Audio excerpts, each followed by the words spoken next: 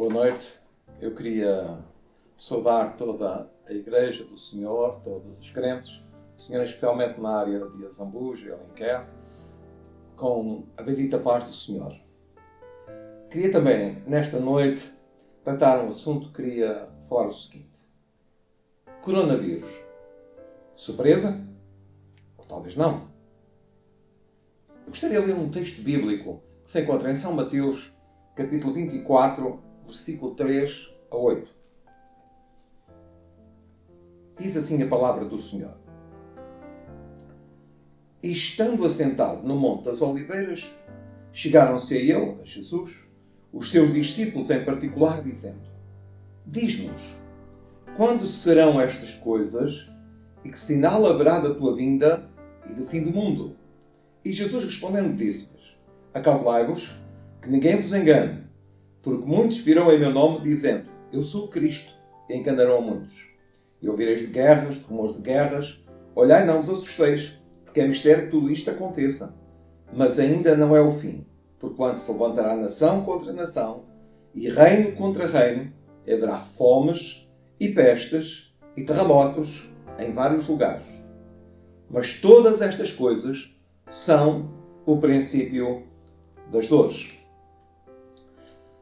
Quando apareceu esta pandemia, as pessoas, neste caso crentes e descrentes, disseram que foram todos surpreendidos. Portanto, apanhou todos de surpresa, mudou a vida das pessoas e todos foram surpreendidos. Agora, a minha pergunta é, este será o primeiro aspecto que eu gostaria de notar. Surpresa porquê? Primeiro, a sociedade em geral deveria tirar lições da história. Alguém disse que quem não aprende com a história não sabe viver o presente e mais dificuldade tem em projetar o futuro. A história mostra-nos desde os tempos mais remotos, para não ir mais longe, desde a longínqua Suméria urbanística, com cidades-estados urbanos, até à gigantesca Roma, que quando as civilizações se tornam demasiadamente urbanas, tornam-se amontoados de pessoas, o ambiente de vida muda e o comportamento das pessoas também. E as pessoas tornam-se normalmente imorais, violentas, degradadas, corruptas, com excesso de ambição de poder, etc. Podíamos continuar por aqui fora com não sei quantas coisas. E, logicamente, fica à beira de acabar. Não vale a pena tentar dizer isto é melhor esquecer. Porque essa tentativa também já foi feita no passado. Civilizações como a da Assíria estiveram 2500 anos mergulhados no esquecimento, até que se fizessem as escavações e se trouxessem as bibliotecas da Surbanipal e outras realidades à luz para dizer que aquilo que a Bíblia diz não era uma lenda, mas era uma realidade, era uma cultura, e uma cultura terrivelmente cruel que existiu e que os homens puramente quiseram esquecer. E infelizmente estamos a repetir a história. Quando as coisas não nos agradam, procuramos fazê-las esquecer e tentar passar adiante sem tirar qualquer lição da história. Depois somos apanhados de surpresa por causa disso. E as pessoas normalmente ficam desta maneira. Foi Jesus que disse que como foi no passado, isto é, como foi nos dias de Noé, como foi nos dias de Ló, portanto, ele está-se referindo como foi nas civilizações passadas, como foi em épocas passadas, assim será na vinda do Filho do Homem. Isto é, aconteceu e sempre que o comportamento for o mesmo, as situações vão se repetir. Infelizmente, os crentes, portanto, os crentes também, em geral, que deveriam estar alerta porque Jesus os avisou, mas também, como diz a Bíblia, muitas vezes, em vez de olhar os sinais dos tempos, pois Jesus, como diz aqui, avisou e disse para avisar, porque os discípulos perguntaram quando acontecerá isso, isto é, a destruição de Jerusalém, e que sinais haverá da tua vinda e do fim do mundo? 3 perguntas. E Jesus respondeu, e quando estava falando da sua vinda, ele começou a apresentar sinais, e entre esses sinais está fome, está peste, está terremotos, está guerras, violência, etc., que Jesus disse que eram apenas o princípio das dores. Isto é, não o fim, mas o princípio das dores. Os crentes deviam tirar lições daqui, mas por vezes, qual virgens adormecidas, qual Laodiceia na mornidão, ficam entregues à sua própria vida, ao seu próprio dia-a-dia, e esquecem-se de dar prioridade àquele que é o Senhor e o Redentor das nossas vidas. Agora eu queria pensar um pouco, em segundo lugar, na causa disto. Isto é, porque é que isto acontece nas civilizações? Porque é que vai acontecer no fim dos dias? Bom, Deus é o Criador e o sustentador de todas as coisas. E só Ele sabe como manter o equilíbrio das coisas. Ele é Senhor, Criador e sustentador de todas as coisas. Ele tem o equilíbrio de tudo e do próprio homem. O homem, por sua vez, escolheu não se importar com o Criador. Não se preocupar com Deus, isto é, viver como se Deus não existisse. O apóstolo Paulo, pensando nisto, escreveu aos Romanos e disse: como eles, os homens, a humanidade, não se importaram de ter conhecimento de Deus, também Deus os entregou a sentimentos perversos para fazerem coisas que não convêm. Quer dizer que o homem não se importou de ter conhecimento de Deus, o homem ficou entregue a si mesmo. O homem sem Deus, o homem que não se importa com Deus, as civilizações, as sociedades que não se importam com Deus, que põem Deus de lado, vivem como se não existisse, ficam entregues a si próprias. O homem entregue a si mesmo vive segundo a sua natureza pecaminosa, que é má. Vive embriagado pela sua natureza pecaminosa e torna-se autodestrutivo. Torna-se imoral, torna-se corrupto, torna-se cobiçoso, torna-se desonesto, torna-se violento, torna-se sem afeição natural, isto é, sem aquela afeição que os próprios animaizinhos têm, que é pelas suas crias, aquela afeição que seria natural para qualquer pessoa. Por isso nós assistimos hoje a pais a pôr fim aos seus filhos e a maltratá-los, a aumento da violência doméstica, filhos a maltratarem pais idosos. A afeição natural está totalmente também desequilibrada. Eu quero dizer que tudo isto, a Bíblia diz que aconteceria nos últimos dias. E tudo isto está acontecendo nos dias que vivemos. Ouvimos todos os dias isto em debates, em colóquios, na televisão, falando, e ouvimos que a violência doméstica apanhou níveis que nunca teve antes. Portanto, a pedofilia aumenta, etc, etc. Portanto, quantas coisas nós ouvimos cada dia que mostra até onde chegou a nossa civilização. O homem torna-se sem respeito por si próprio e logicamente também sem respeito pelos outros. Isto é, nós ouvíamos no passado, e eu trabalhei com drogados, com recuperação de drogados, eu via que eles com a droga perdem o respeito por si próprios. Portanto, só importa a dose, só importa arranjar dinheiro para a dose, tomar a dose, etc. O respeito por si próprio deixou de existir, deixou de ter qualquer existência.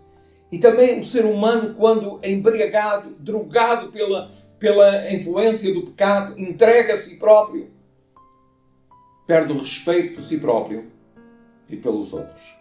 Por isso, desonra-se a si próprio, como o próprio texto de Romanos diz. Não tem respeito pelas crianças, a pedofilia tem aumentado assustadoramente em todas as classes sociais, em todas as culturas. Crianças maltratadas, velhos maltratados, abuso do semelhante em todas as áreas. Que civilização é esta? Mas é para aqui que nós temos caminhado. Não estou a dar nenhuma novidade. Tudo isto fala-se, é tema diário em colóquios na televisão, como a realidade e como alguém dizia há dias na televisão, num colóquio, portanto, o especialista dizia, bom, isto sempre aconteceu, só que os níveis de hoje são muito maiores do que aconteceu alguma vez. Tal sociedade, quando chega a este ponto, está próxima do fim. Está próxima do fim. Jesus disse, quando tudo isto começar a acontecer, quando as virtudes do céu também forem abaladas, o que temos com as condições climatéricas, isto é, o que temos por causa da poluição, Jesus disse, olha, para os crentes, vocês olhem para cima, porque a vossa redenção está próxima. Qual é o plano de Deus para este tempo? O plano de Deus para este tempo, para esta geração, uma geração do fim, é uma última oportunidade. Deus é um Deus de amor, de misericórdia e de bondade. E nesse amor e misericórdia, Ele dá à humanidade uma última oportunidade. Pedro, falando das últimas coisas, estava exatamente comparando que o que ia acontecer nos últimos dias e o que as pessoas iriam dizer era exatamente o que disseram em civilizações passadas que ele mencionou, como a antediluviana e outras. Ele disse que irão dizer a mesma coisa. Disse, vão aparecer escarnecedores que dizem de Deus a mesma coisa. Vão fazer a mesma coisa que fizeram no passado. Mas, estando a falar disto, ele depois disse, mas Deus, para consolar os cristãos, Deus não retarda a sua promessa, isto é, a promessa da sua vinda, ainda que alguns a tenham por tardia. Mas é longânimo, não querendo que ninguém se perca, senão que todos venham a arrepender-se. Está em 2 de Pedro 3,9. Diz, Deus não retarda a sua promessa, mas Ele é longânimo e não quer que ninguém se perca, mas que todos venham a arrepender-se. Assim, avisa os crentes para que tenham cautela. Ele disse ao perigo do arrefecimento. Por se multiplicar a iniquidade, o amor de muitos esfriará. Por se multiplicar a iniquidade, o amor de muitos se esfriará. Mas o que perseverar até ao fim será salvo. Mateus, capítulo 24, o mesmo capítulo que lemos há pouco, e agora versículos 12 e 13. Portanto, Jesus avisa aos crentes, olha, vocês tenham cuidado, porque esse ambiente é propício para que vocês se entreguem aos vossos afazeres, ao vosso cotidiano, ao vosso dia-a-dia, à vossa carreira, a tudo vosso, e esquecerem que Deus tem o primeiro lugar, que Deus deve ocupar o centro da vossa vida e a vossa vida espiritualmente arrefeça. Mas se vocês perseverarem fiéis, colocando Deus em primeiro lugar, então esse será salvo.